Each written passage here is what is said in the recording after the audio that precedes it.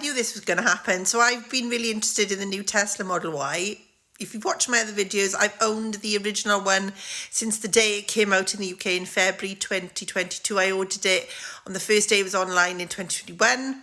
But the price actually, if you look at it comparable to when I ordered mine in 2021, is very similar.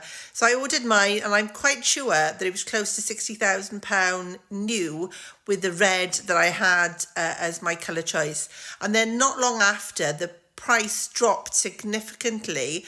And I think it might have been within about 14 or 15 months, went down to about 51,000 for an equivalent car.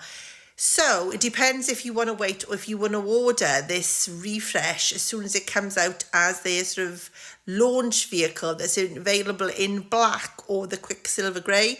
Now, some of the things that you do get extra on this limited edition, it depends if you would have ordered those anyway. It's like 3 for 2 things. If you don't actually want them, why pay more for stuff that you wouldn't have bought in the first place? So you get the tow bar. But if you wouldn't use a tow bar, that's an extra you're getting for free, but it's adding to something that you wouldn't have wanted anyway. You get the colour. So additional colour other than the white has always been a premium or on the Model Y. So you're not paying the premium, or it's not set as a premium on the launch edition. And I'm trying to think if there's an additional thing you get. The acceleration boost and the colour. The acceleration boost, I think, is over £1,000. I've actually got it on my Tesla. I used it once and then I switched it off because it was too powerful, and I put it back onto chill mode. So if you're not going to use acceleration boost, the tow hitch and the colour choice, you'd have probably gone for the cheapest colour.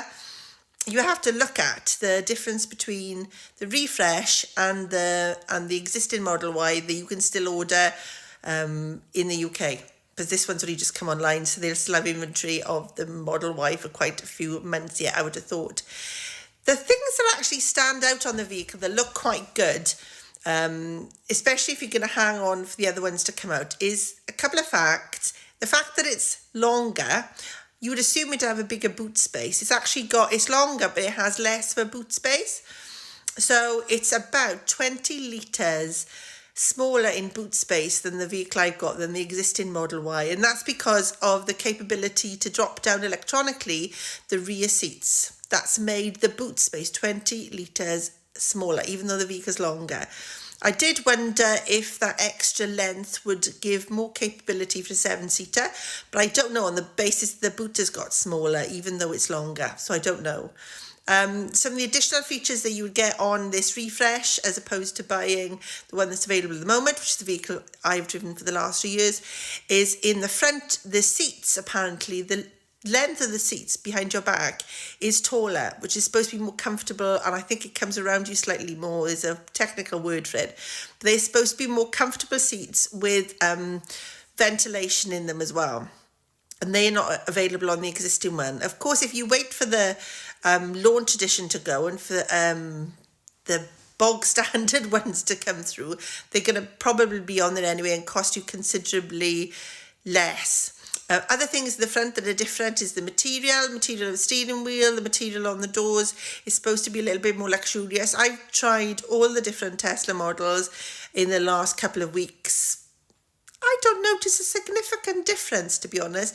I quite liked the ventilated seats. I did wonder where the noise was coming from, and then I realised it was coming from the ventilated seats. And that is quite nice. I have a friend who's looking at, actually, he's really geeky, taking out his, if you're watching this, hello, taking out his Tesla Model 3 2019 seats, and he's going to replace them. He's ordered the ventilated seats and he's going to try and retrofit them in his Model 3.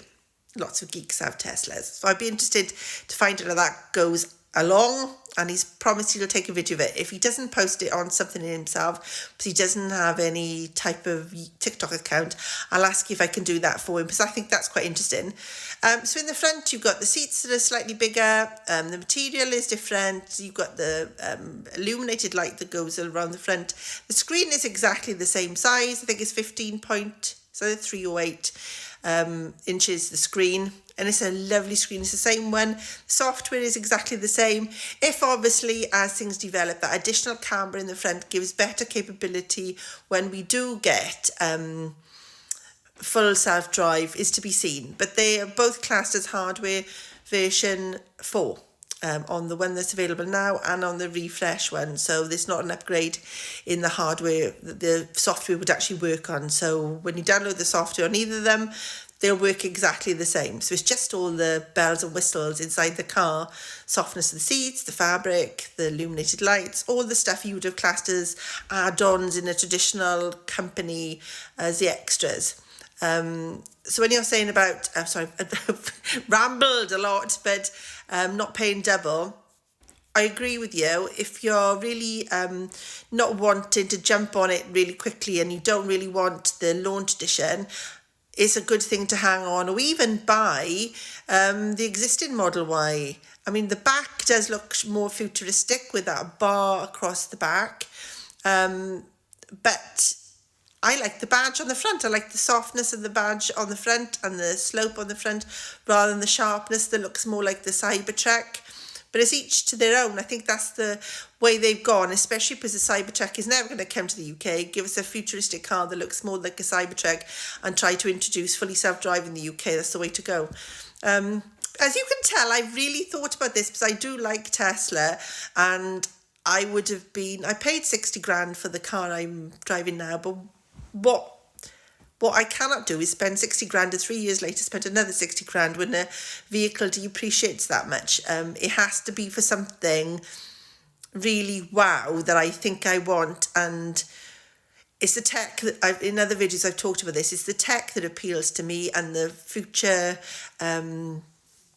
ability to do things like fully self-drive, and I don't think this one, the Model Y, adds to that. It adds to the plushness and the zippiness when you go into the road and everyone can see you. You've got the new one with the bar, but if I'm prepared to fork out more money after already buying one 3 years ago, I don't know. I know my vehicle will depreciate, so I'll lose money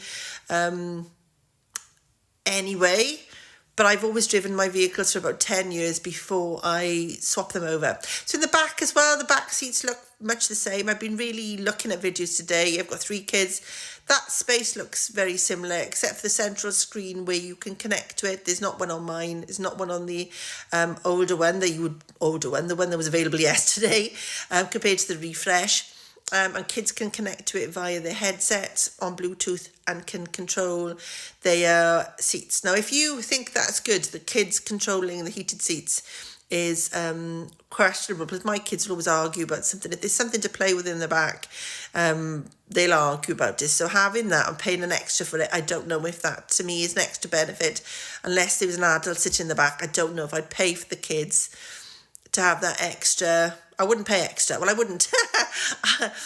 You know, they're lucky to have a nice car to be in. I wouldn't pay extra. The soundproofing is supposed to be 20% more quiet. So, you know, if the comfort of the seats and the quietness is a really big one for you and you like the zippiness of the new one, I think fill your boots, especially if you haven't got an existing EV. It's a brilliant car. I think the Tesla Model Y is, well, it's the best-selling car in the world. It's been the best-selling car, I think, 2022, 23, 24, I think. So ever since I bought it. So you wouldn't be alone. And the vehicle just gets better and better each day. So I did try to answer this question really briefly, but I think you're right. I think, you know, each to your own. You have to decide it's your money. Personally, I'd rather put the extra money into my pension than into another vehicle that will just depreciate. Maybe in a couple of years, when the kids are older and college is all out of the way and I've got more money to myself, I might reconsider it. But for now, I'm servicing my vehicle next week. I've had it all cleaned out and waxed. I've downloaded the enhanced autopilot, which is giving me funky new things to play with. The car looks brilliant. There's no issues with it. So I think this is me talking myself into keeping it, because I do like the look of the new one, especially in the red. But I'm going to hang on because there'll always be a zippier new toy that will come along. I hope that helps. Any questions, please let me know in the comments.